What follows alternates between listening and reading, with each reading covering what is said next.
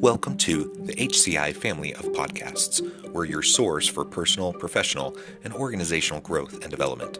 We share our own original research, explore industry trends, and interview executives and thought leaders from across the globe. Join us for practitioner-oriented content around all things leadership, HR, talent management, organizational development, and change management. Maximize your personal and organizational potential with the HCI family of podcasts.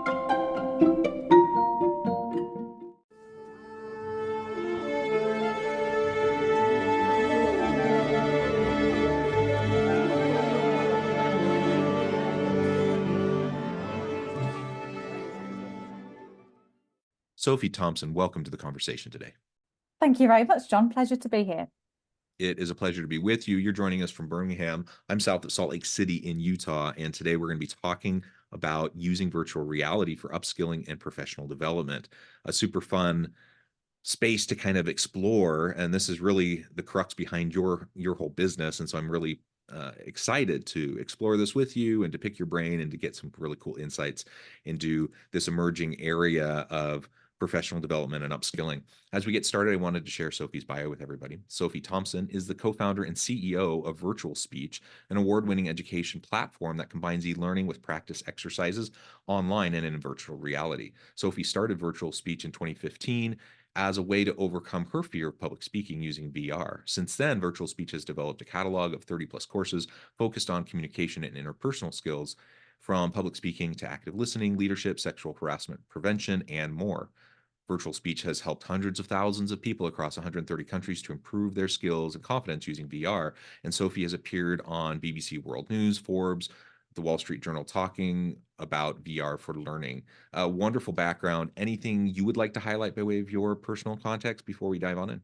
The only thing that I would highlight really is a bit more around how we first started, because people always find that quite interesting. So back in 2015, I was still at university and I had an assessed presentation coming up. And I had severe social anxiety at that point in my life. And so you can imagine my absolute fear, knowing that I was having to do a presentation in front of the class that would be assessed. And we created Virtual Speech as the first VR app to overcome the fear of public speaking, because we realized that virtual reality was uniquely placed to provide a psychologically safe environment to practice a skill like public speaking.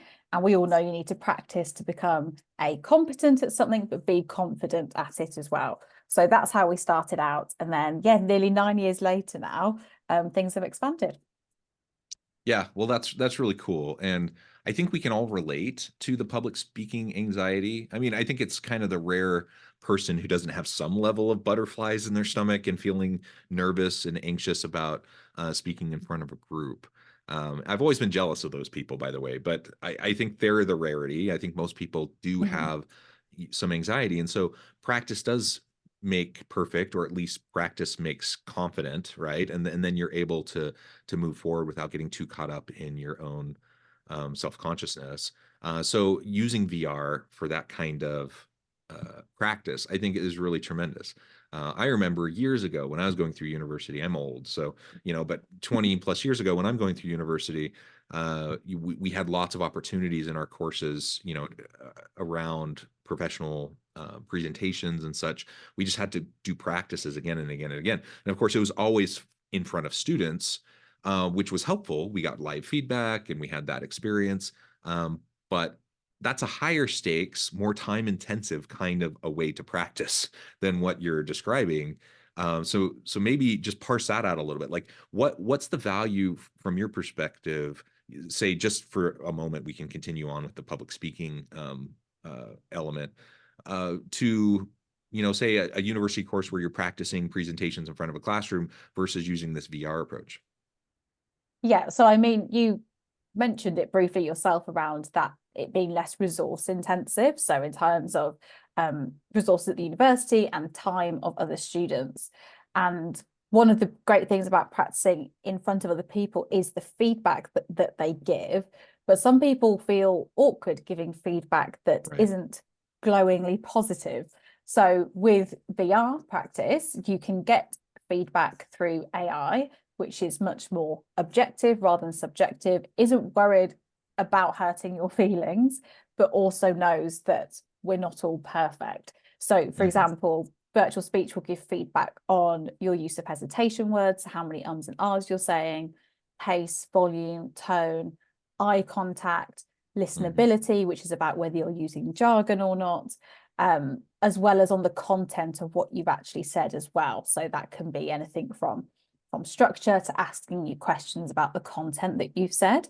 So the main benefit, I would say, is that the feedback is based more on theory and frameworks, and it's not shy to tell you one way or the other.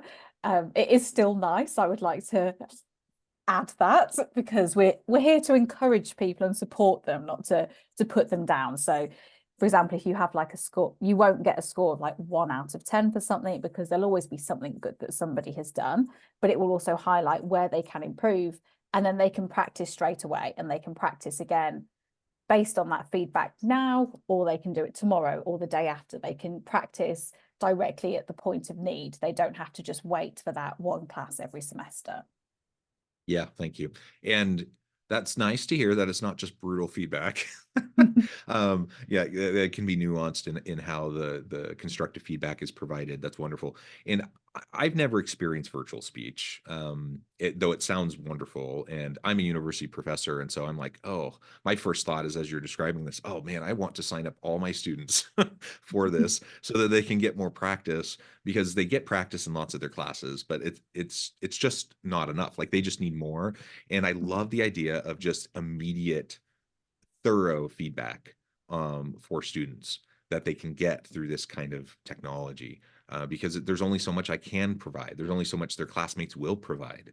And they need to just iterate. They need to get lots of, I think of it like with the baseball analogy, you just got to get a lot of at-bats to get comfortable behind the plate. And it's the same thing with speaking. You just got to do it, and you got to get lots of runs through for you to feel more confident. And so I think that's tremendous. And I think this is different, but using some of the type of AI technology you're describing, my 10-year-old son, he's in grade school, and just last week he had to submit an essay, and he worked so hard on this, and he really put a lot of time and effort into it. And then he was super nervous about submitting it. He finally submitted it. And then, to my surprise, within like 5 seconds, he immediately gets back like this super thorough rubric with feedback on all this stuff, because it was AI feedback, right? And it was immediate. And I looked through, I'm like, wait a minute. And I looked through that, and I'm like, oh my gosh, this is like really good feedback on his essay. And like, the world is changing so much in terms of being able to leverage these technologies. Like, rather than just being scared of AI, like, let's lean into this. How amazing for professional development and upskilling for people within organizations, if we can use this type of an approach. And he's just in 5th grade, a 10-year-old. But imagine if we use similar types of immediate feedback mechanisms with thorough, meaningful, constructive feedback for professionals, members of our team, etc. Yeah, it's just more efficient. And I mean, from a university professor point of view, you can have the AI feedback to provide very objective feedback, but then certainly with virtual speech, and I'm sure with other platforms too, you can send that recording to your professor so that they can listen to it too, and then you can also get their feedback. But you wouldn't focus on if somebody is saying lots of ums and ahs, or you wouldn't focus as much on their eye contact. But those are all elements of how you deliver a presentation, for example. So then you can focus on the bits where humans are uniquely placed to comment on, whereas the AI can focus more on the bits that is better at commenting on. Yeah, absolutely. Good. So we've been kind of talking about the origin story of virtual speech and public speaking practice, but you do a lot of different types of courses to help develop. Maybe describe another couple of examples around how your virtual reality is being utilized for upskilling and learning and professional development in the workplace. Yeah, sure. So one of our most recent courses is focused around difficult conversations, and we leverage AI with that, and you can basically have role plays on demand. So if you think of a performance review or a disciplinary, for example, those are really hard conversations to practice for, especially if you're a new manager or it's one of the first times you're having these conversations. And it's important for people to be able to practice them so that they come at it from an angle that is empathetic to both parties as well. And so you can use VR and AI to practice conversations like that.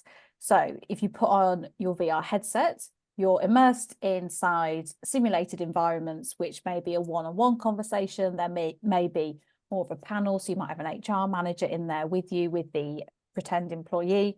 And you have that environment which helps to evoke that emotional response to the learning content.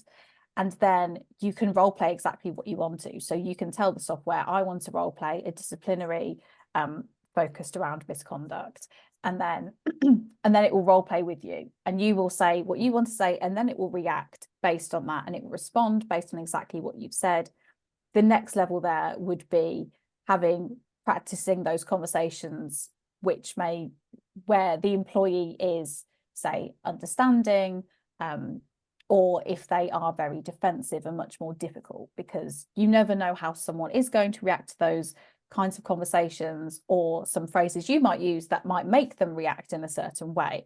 So being able to practice them and not knowing what is going to come back to you, because things like branched learning, you could learn the different ways that that's going to go because it's preset. But with using something like generative AI, I don't know how it's going to go. You don't know how it's going to go. And that's exactly how it is in real life as well. So having that role play on demand is I think, a game changer for practicing difficult conversations. Yeah, and again, role play is really important. That again is something I've done in the classroom with students in the university space, and I know this is something that corporations will often go through role plays in professional development spaces within their organizations, or an HR person will come over and talk with a manager to like role play with them how they're going to have this difficult conversation.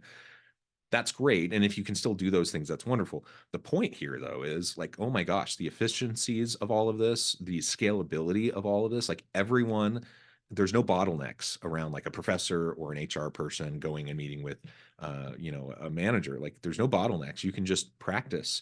And I think about like the Star Trek holodeck.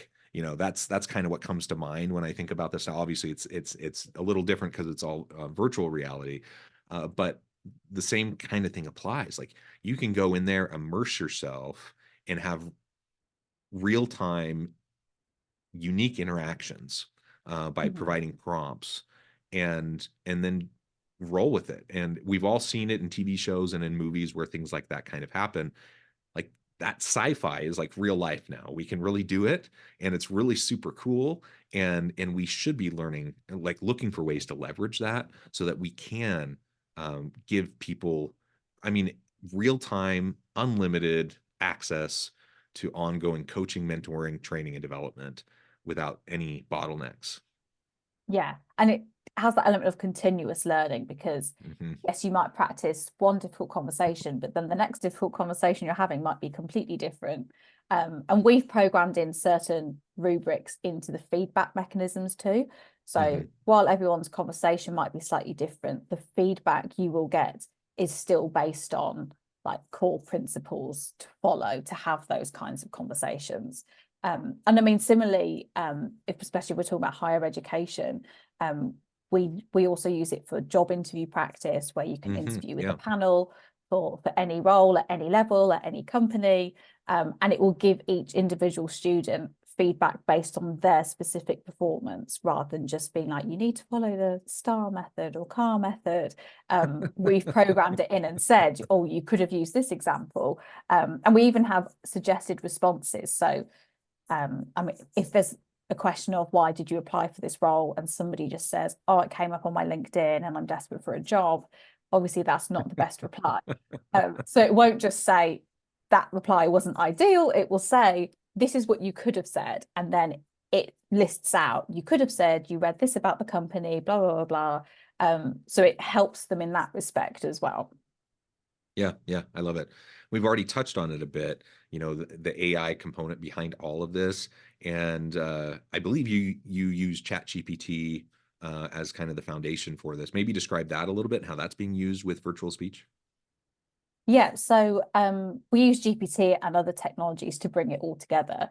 But there's a few ways in which we do that. One is around feedback, which we've already touched upon, and that's feedback on your delivery. So that's things like your eye contact, hesitation words, tone, etc., but also on the content of what you've said as well. So before generative AI, we couldn't provide feedback on the content. We could provide it on delivery, but providing it on the content was that next level. The second way in which we use Gen AI is around interactivity. So now that it can distinguish what you're actually talking about, it can now happen that the avatars will react based on what you've said or how you've said it. So, for example, if you are speaking too quietly or too slowly, the avatars might start talking to each other because you've lost their attention. Similarly, if you want the avatars to ask you questions, that throughout your presentation, they will raise their hands and you click on them, and then they will ask you a question based on what you've already said. So those questions aren't preloaded. That's the AI coming up with a question. Again, that's more realistic to what will actually happen in a presentation. And then the final way, and one of the most significant ways in which we're using Gen AI, is to have the role plays, which are amazing, but also have those role plays in additional languages. So we now have role plays in 9 languages at the moment. So pre-Gen AI, we just had English. It was effectively branch learning scenarios. It was slightly more advanced than that, in that it could pick up on certain keywords, but it wasn't a free-flowing conversation like it is now. And now we can do that in other languages as well. So we actually found it interesting. It was an accidental use case, really, is that some people are now using virtual speech to practice their language skills. So we have a VR environment, which is just free-flowing conversations. So if you don't want to do one of our off-the-shelf difficult conversations, if you've got one of your own that we haven't already put prompts in for, you can just free flow a conversation there. But what people are doing as well is that if English is their second language, they're going in there and practicing an English conversation, or vice versa with French, German, Italian, Spanish. So that's been a really interesting byproduct of what we've been doing, is that there's people who are using it to help with their business language skills too. I love that. That's such a useful use case that I hadn't even considered. That's No, really we didn't either. Yeah, that's really cool. They're really cool. And I think especially for, hats off to people who are bilingual. Most of the world is, it seems like, but in the US, we're kind of lazy from a language perspective, and we kind of just expect everyone else to speak English. And Same so as the UK, it's embarrassing.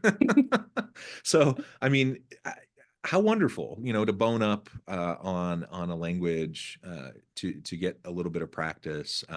I lived for about 2.5 years in South Korea. This was a couple decades ago, so I can't say that I'm as conversantly fluent or fluid as I was back then. But that was something I worked really, really hard at. And then I came back, and I've been back, a few times, but I haven't like lived there like I did then. It would be amazing to be able to go into an immersive space to keep up my language skills. Right now, basically my fallback is like, I'm gonna go watch like a K drama on Netflix or something like that, and Yeah. like just immerse myself. But other than that, like, how cool would that be? I just think that's a really amazing thing. Maybe you could point out what are some of the other types of results, whether they're like intended, planned, things that you were hoping to see versus unintended use cases. What are some of those results that you've seen in the platform? And where do you think things are going with this technology, like in the next 5 years? Oh, wow, big question. So in terms of the results, we've seen improvement of skills by up to 25% in just 10 minutes.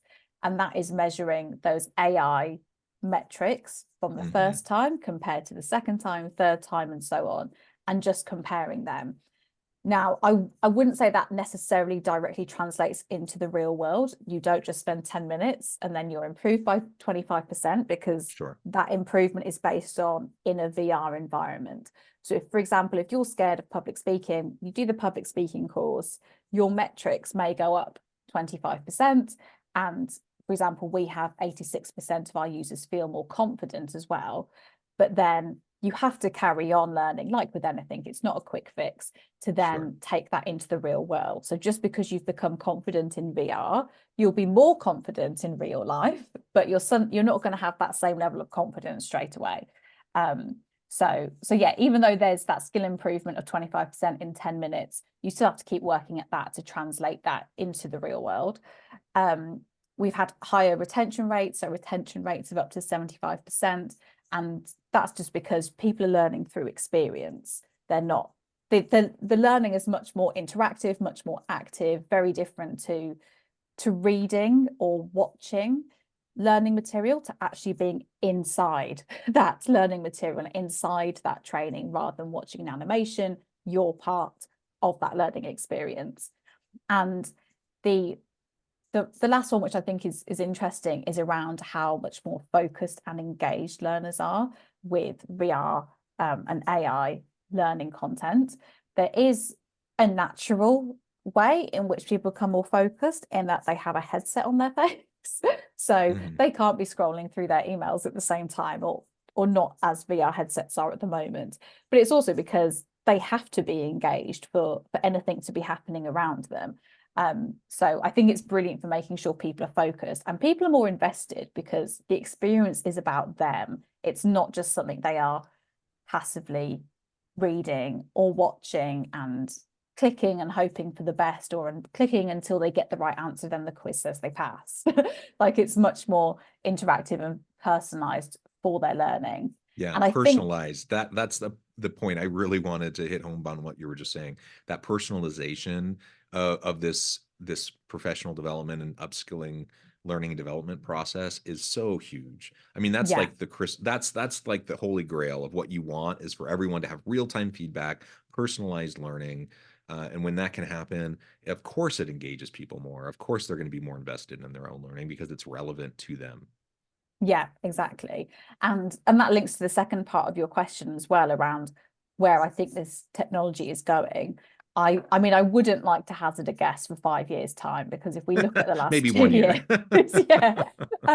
But in the short-term future, I think personalization and using AI to personalize things is only going to rapidly increase. So whether that's analyzing for individual learning patterns, preferences, performance, and then tailoring the experience to each student. So, for example, in VR, that would tailor their literal experience based on where they're at the moment.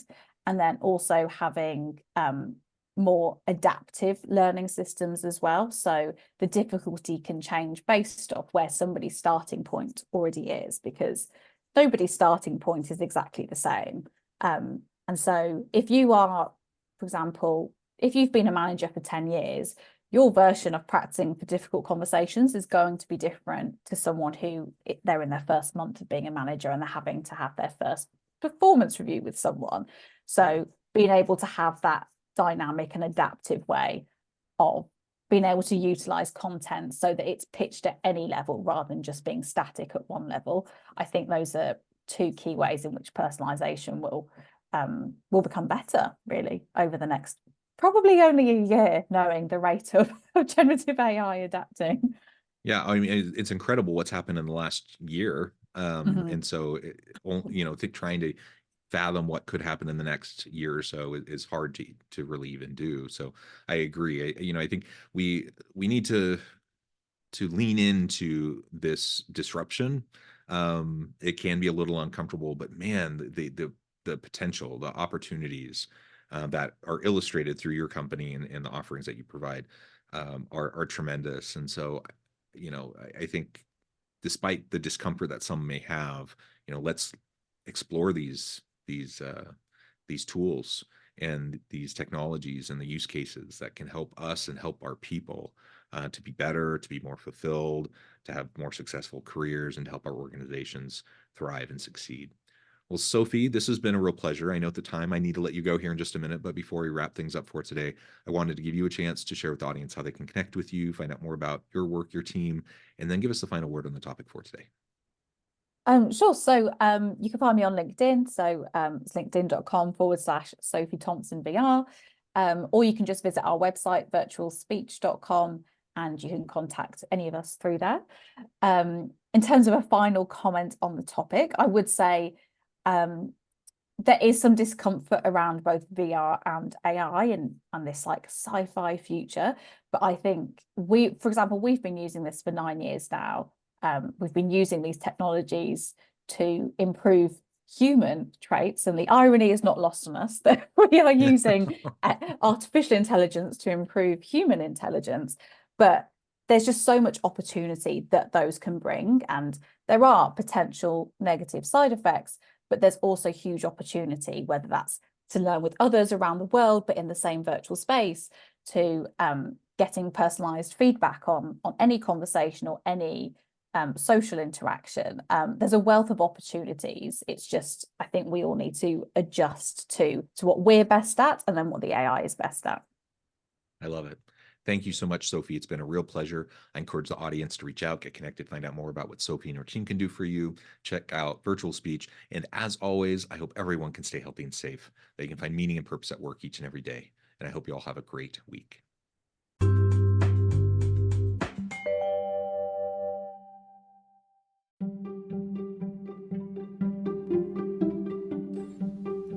Thanks for joining us for this episode of the podcast. We hope you stay healthy and safe, and please join us again soon.